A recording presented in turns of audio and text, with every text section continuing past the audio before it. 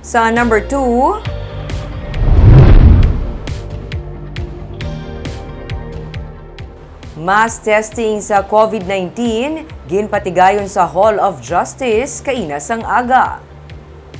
Ini ang may kangtanan sa mando sa Korte Suprema nga dapat ang mga empleyado sini ang napaidalom sa ayhan antigen o kun RT-PCR testing antes Enero 31.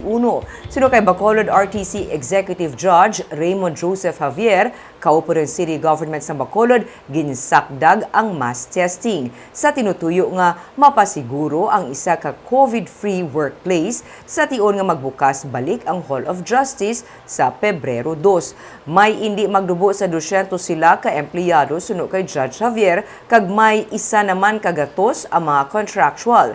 Voluntary naman sa bahin sa mga empleyado sa Department of Justice ang pagpaidalom sa testing. Kung magpositibo sa ginpatigayan nga antigen testing suno kay Judge Javier, ang mga natungdan ang ipaidalom sa isolation. Patigayuno naman ang contact tracing. 28 naman ang naging reactive o kung naging antigen positive base sa resulta nga ginpagwa sini nga hapon. To my mind, this is in preparation of we resuming our work, no, and opening again the Hall of Justice.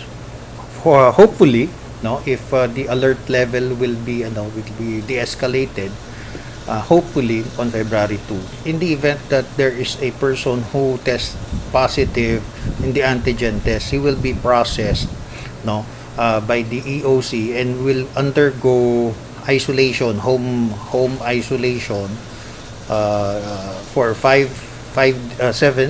days or 14 days, depends if he is vaccinated or not